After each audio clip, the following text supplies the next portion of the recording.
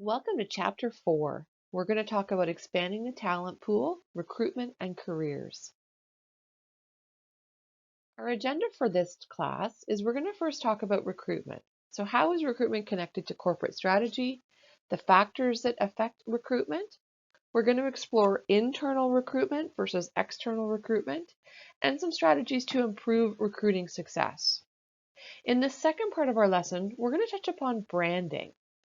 Corporate branding and its connection to recruitment. And also, finally, we're going to talk about career management. Who is responsible for your career management? Before we get started, I want you to think about your own employment history. Think about how you applied for the last job that you got. Have you heard of Snapplications? McDonald's, which is one of the largest recruiters of young people across the world, recently partnered with Snapchat, where they applied a filter so that young people could, using Snapchat, go on and put themselves in the job as a McDonald's employee. They actually were able to put on the hat, the uniform, and within a few seconds, virtually apply for jobs with McDonald's. Snapplications is a unique partnership. If you think about how much money McDonald's invested, it was probably in the millions of dollars. This is a fairly recent change. In the past, we as the possible employee spent a lot of our time and effort chasing and locating our future employer. But today, the shoe seems to be on the other foot.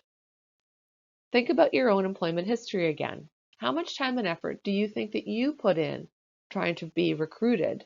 How much time do you think that they put in trying to recruit you? Before we get too much further, let me define two important terms that we're going to be talking about today. The first is recruiting. What is recruiting?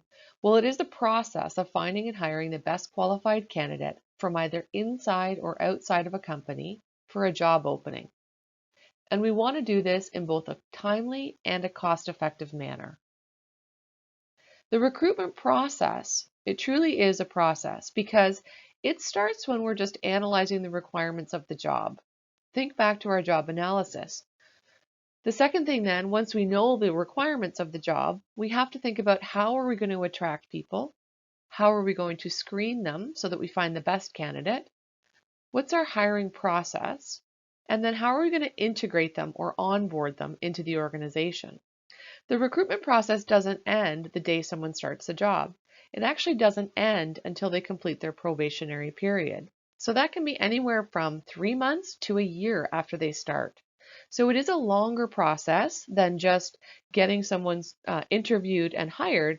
It's the whole process from analyzing the job all the way through when they successfully complete their probationary period.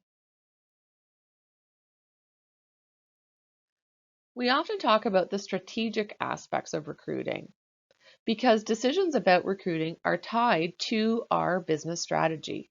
If you think back to when we talked about cost containment, things like outsourcing, offshoring, furloughing, those are all tied to our business strategy. And those are decisions about our recruitment that are part of that strategy. There's a lot of increased competition for talent, which means that recruiting has to acquire new skills that are important for managers. Today, a lot of jobs require higher skill levels, and managers can no longer rely solely on unsolicited applications to fill these positions. Instead, what companies are doing today are developing something called employee profiles. They survey their top performers in the job, and they talk to them about what they like to do, what events they like to attend, maybe where they completed their education and what program they did, and how they like to be contacted and recruited. Companies then pursue candidates using this information.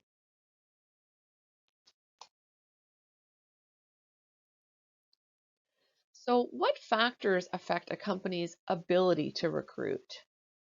There are a number of things that can be positive or negative in terms of their ability to find the right people. The first thing is the size of the organization and their budget. So how big are they? How much time and money can they dedicate to recruiting? And how much money are they willing to pay people for the job? Sometimes this puts companies at a disadvantage. If they've got a small business with a tight budget, that can be a disadvantage if they don't have a lot of time or money to spend on both recruiting and potentially on the salary. The unemployment rate also affects our ability to recruit. We talked a few weeks ago when we looked at strategic planning about looking at our external environment. So is the unemployment rate high or low? So are there lots of job seekers or lots of openings? This impacts our ability to recruit. The third key thing is our company brand. We're going to explore this a little bit later on today, but we have to think about, is our company brand good or bad, or even non-existent? If you think about companies like Apple, Google, Microsoft, people come to them because their brand is good. So they don't have to spend a lot of time looking for talent. Talent is knocking on their door. The opposite is also true though. If you work for Volkswagen, as we talked about earlier this semester, their brand image has gone through a lot of negative press. So unfortunately, it's harder for them to attract people. And then if your brand is non-existent, if people have never heard of you, again, that's a challenge for you when it comes to recruiting because people don't know who you are. The other factor that can affect our ability to recruit, if we're thinking about recruiting from inside our company, we have to have really capable workers. If we do, then that's going to give us the ability to recruit people from within or perhaps promote from within. Unfortunately, if the capability of our existing employees is low, then we'll have to go outside of our company to hire. Last but not least, the labor market. So is our labor market good? And is our talent pool in our area good? Which that means, are there lots of people in our area that have the skills that we need? When we're talking about labor markets, we're talking about the geographical area where we're recruiting. And there's two terms I want you to become familiar with. The first is when we're talking about a tight market, we're talking about a market where there's high employment or what we call a low unemployment rate. So there's not a lot of available workers and it's really hard for us to recruit. I always like to think about this as like wearing a tight shirt or a tight sweater. Your arms are bound closely to your side and it's really hard for you to move. So very hard for you to recruit. The opposite is a loose labor market where we've got low employment or high unemployment, and there's lots of available workers. Think of again a loose piece of clothing, easier for you to move about, easier for you to recruit in a loose labor market. In a tight labor market, it's important to remember too, employers have to advertise heavily and or seek a lot of assistance from local employment agencies and job banks in order to find people. So who does the recruiting in an organization? This typically depends on the size of the organization and the budget. If we think about large companies, Durham College, for instance, Apple, Microsoft, in those companies, there tends to be HR generalist people as well as HR recruiters. So in big companies, that might be the sole job of an HR person is just to spend time recruiting, hiring, screening, training, and onboarding people. But that's in a big company, in an ideal world. In smaller firms, managers and supervisors are often tasked with doing the recruiting. So if you're looking to become a manager in the future, this might be part of your role. When you need to hire people, you might be directed to go ahead and hire people. In sort of medium-sized companies, sometimes large, sometimes small, we often have what's called a work team that has HR support. So that would be where a manager, a supervisor, and maybe some co-workers of the potential position, as well as an HR person, just supports you through the process. So the HR person might help you screen the resumes, decide on interview questions, and they might draw up the offer. But the work team actually makes the decision. Last but not least, there's something called an RPO, a recruiting process outsourcing. This is the process of outsourcing your recruiting to an outside firm.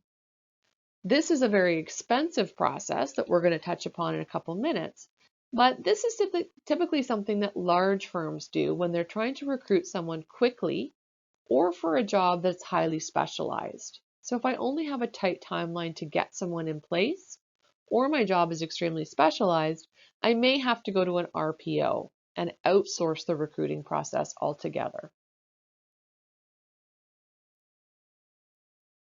So the first decision point when we're thinking about recruiting is, do I go outside my business or can I stay inside my business? That's the where do we recruit question.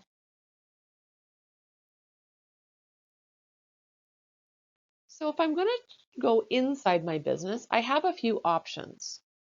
First of all, you may have heard of something called an internal job posting. That's where maybe through someone that you hear about a job that's posted inside the business but hasn't yet been gone outside the business. So it hasn't yet appeared on a job bank or Monster. So an internal job posting would be where you put an actual job posting together and you post it either on an intranet or internal job board.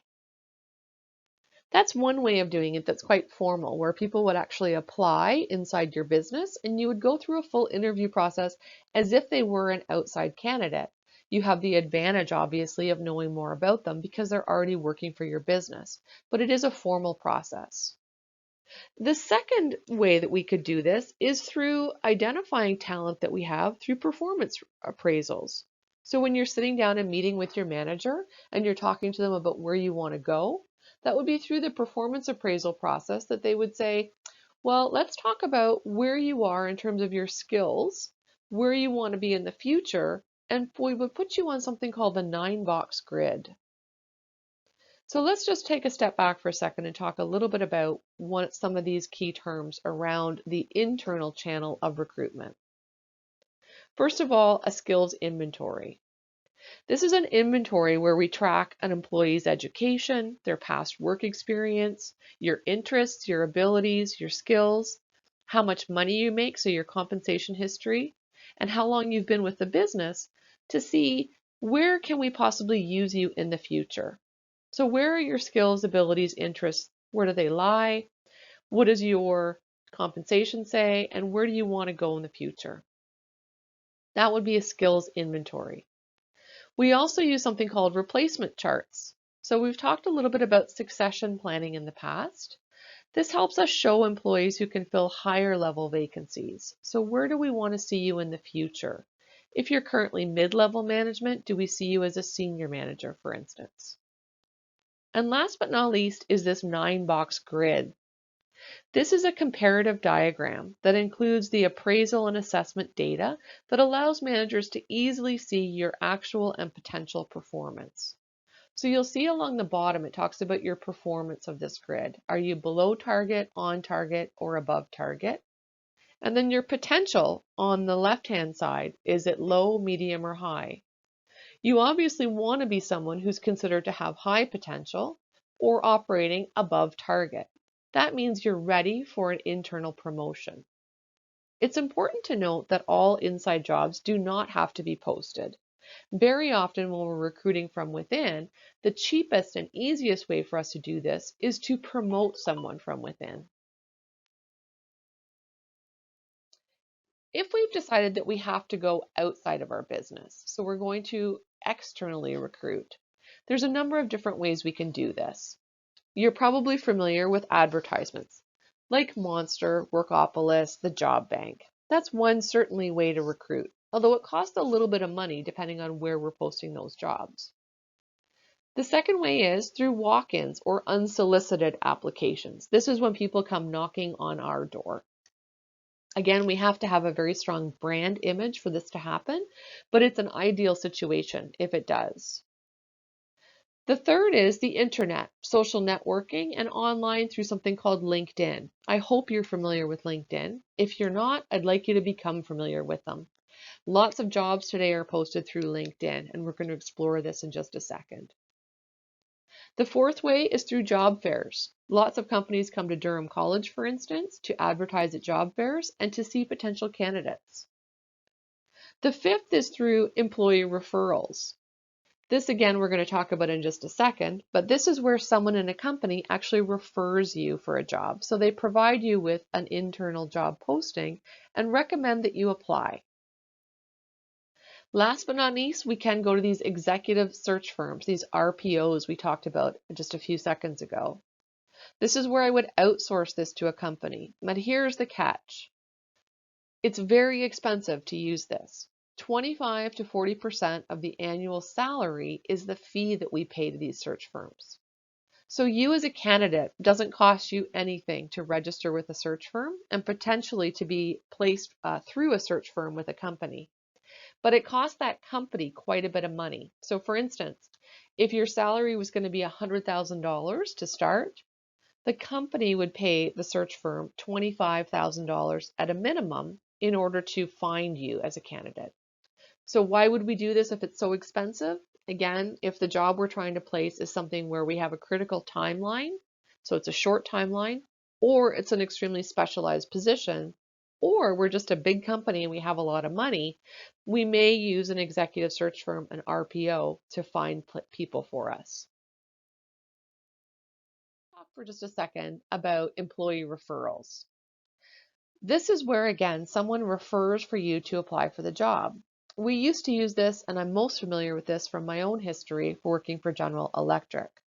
We actually provided employees with bonuses of up to $1,500 if they could refer some great candidates to us. So if those people were successful in the application, onboarding, and through the probationary period, we would give that person who referred them up to $1,500 for that referral.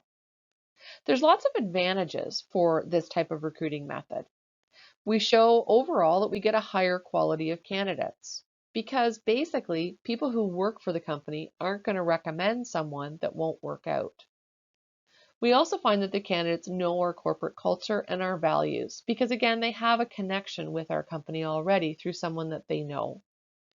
And last but not least, from a positive perspective, studies show that they stay with the organization much longer. Again, probably because they're higher quality and they know our corporate culture and values and quite a bit about us before they even apply. There are, however, some disadvantages to this type of recruiting method. There's 3 different terms that we talk about. The first we talk about is something called corporate inbreeding. That doesn't sound very good, and it isn't. Basically, the idea behind corporate inbreeding is we tend to hang around with and recommend people that are a lot like us. Well, the problem with that is then we get a company that's really full of people that are all kind of the same. So we're not getting a lot of diversity, and that can be a bad thing for a business. We want diversity because we want different ideas, we want different perspectives, and we want people from different backgrounds. The second thing is we find that through referrals, discrimination can happen. Again, similar to corporate inbreeding, who are we recommending? We're probably recommending people that we're either family with, close friends with, so that can force the company to discriminate against people who are not already connected to our business. And that leads us to the third really bad word when it comes to recruiting and hiring, something called nepotism. Nepotism is where preference is given to someone or perceived preference is given to someone from a recruiting perspective, so they are hired because of someone that they know within the business. So let's say, for instance, the CEO of the company puts forward his son to be hired as a senior sales manager, and that person gets the job. Even if they were the most qualified person for the job, the rest of us looking at that situation might say, that looks a lot like a situation of nepotism. Just because of his connections to the CEO, that's why he got the job, for instance.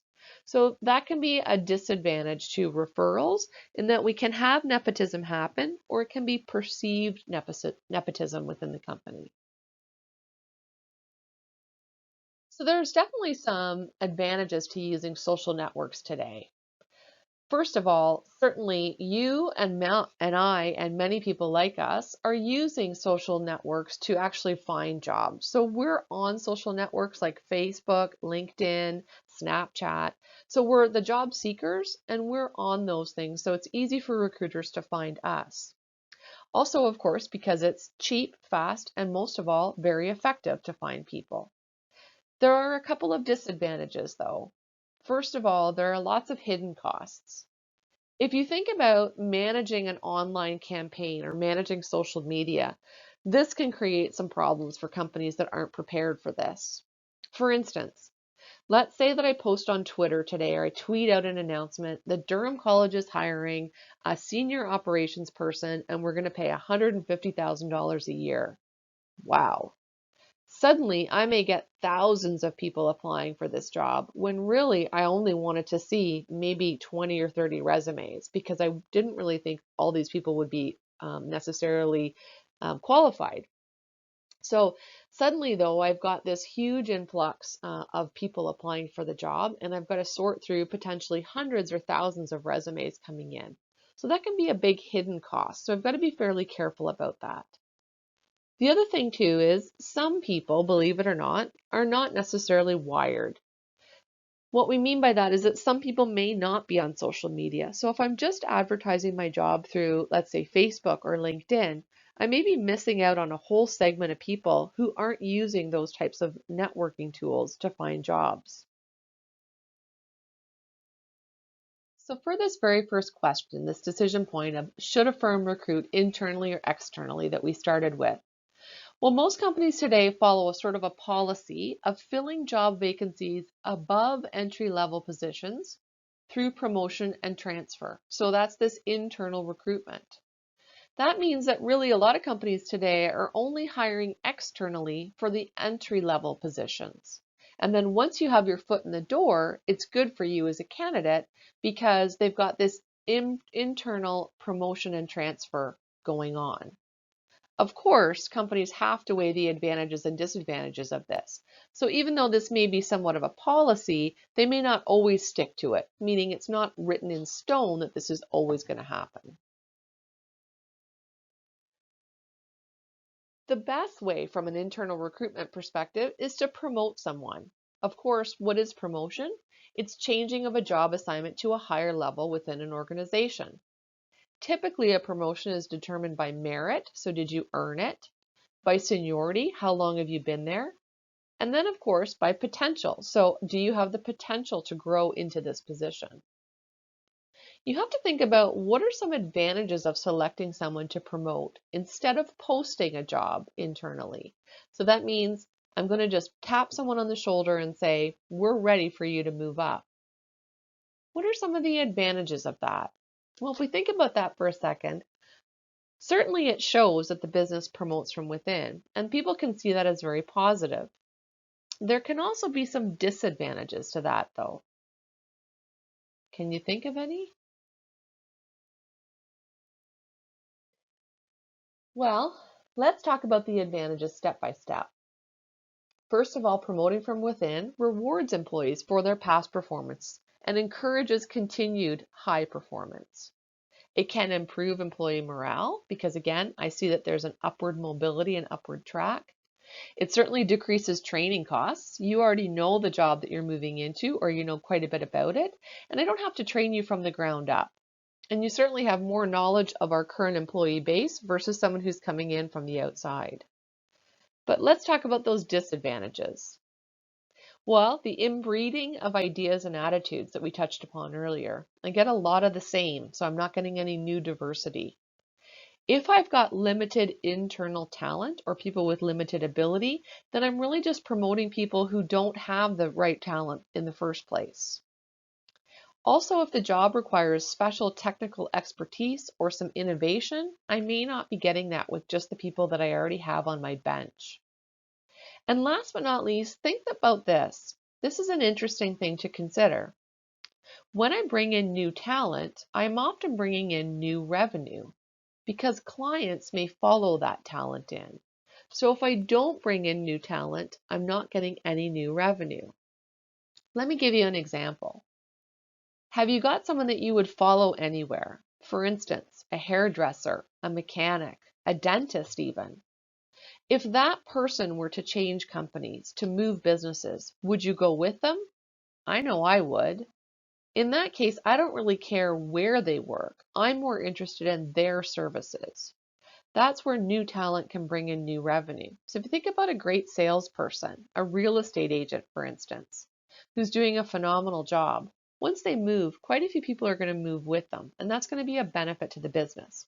So by not bringing in new talent, I may be walking away from some potential revenue.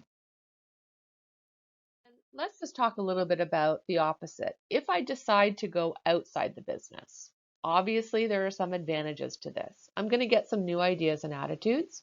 I've got a much bigger pool to recruit talent from. I'm going to have a lot more diversity, and those external applicants can bring some revenue. The disadvantages to this, though, it can decrease morale within my company. If people who want to be promoted see that I'm always choosing people from outside the business, they may actually feel somewhat dejected or feel like they're never going to get upward in the organization. Because of that, they may leave for other opportunities. It definitely increases my training costs, and I've got some unproven talent now. I'm hoping that everything you told me is true in the interview, but it won't really be proven until you've been with me for a while. So how do we improve the effectiveness of recruiting? There's a few different ways that we do this. The number one way that we do this in HR today is something called a realistic job preview, RJP. In a realistic job preview through the interview process, we tell you everything about the job, the good, the bad, and the ugly, so that when you start with the job, you have a pretty wide-eye open idea of what's expected of you. So there are no surprises once you start. Again, let me give you an example. Let's say I'm hiring this fantastic operations manager for Durham College, and I'm paying great money, so that's very good. But let me tell you about some of the downfalls too. Well, you're going to have to work 60 hours a week. There's quite a bit of travel to Northern Ontario involved. You'll have to spend a lot of time in meetings, and there's not a lot of vacation time. That might be the realistic job preview. So there's some great things about the job. You're going to work with a great team. There's great money. There's great benefits, but there's lots of downside too. So that realistic job preview, if someone were to take the job, they have a good understanding of the good, the bad, and the ugly before they get there. The second way we can improve the effectiveness of our recruiting is to actually do surveys with the managers to see how satisfied they are with the people. We don't do this until the person has completed their probationary period. So we do the onboarding, we have them trained, we have them work through their probationary period, and then we go back to the manager and say, how satisfied are you with the entire process, with the person that we ended up choosing in the end, with everything that they knew, with their education, their background, their experience, and how well they have fit into our corporate culture. That survey will help us change or make any adjustments to our recruitment process from an HR perspective. The third area that we do to improve effectiveness is something called time to fill ratios. There's also a cost to hire and a yield ratio. Really, the most important one for you to think about here is that there are metrics that HR is measured with. Probably the biggest one and the most important one that you hear the most often in the world is the time to fill metric. This is from the time that we decided we were going to hire, how many days, calendar days, did it take us to actually get that person to start? We want to keep that as short as possible. As we mentioned earlier, part of the whole recruitment process, we want to make this as timely and cost effective as possible. So if we can keep our time to fill metric under, let's say 90 days, for instance, that would be a good metric to go by. Let's do a couple of review questions together because we've gone through a lot of information. What's the primary purpose of the organizational practice of promotion from within? Is it A, to reward employees for past performance? Is it B, to protect the organization from discrimination lawsuits? Is it C, to reduce long-term compensation budgets? Or is it D, to minimize the need for HR planning? Ready? 1, 2, 3. It's A, to reward employees for past performance. Which of the following occurs in a tight labor market? A, unemployment is high and many are looking for work. B, the number of job applicants and job openings are about equal. C, compensation rates are declining. Or D, high employment rate and few available workers. Which of the following occurs in a tight labor market? Ready? 1, 2, 3. High employment rate and few available workers. Remember, think of that tight sweater or tight shirt. It's hard to move. So there's fewer available workers. It's harder to recruit. 3. One disadvantage of using social media for recruiting is A, it's fast. B, it's cheap. C, it has hidden costs. Or D, it attracts young workers. Ready? Easy peasy. C, it has hidden costs. 4. What is the term for a tool used to examine current performance data and future potential within an organization? Is it a managerial matrix, a potential assessment center, a 9-box grid, or performance analysis? C, it's a 9-box grid. I hope you got that information so far. The practice of those in power or influence of favoring relatives or friends by giving them jobs over other qualified candidates is called A, employee leasing, B, branding, C, nepotism, or D, re-recruiting.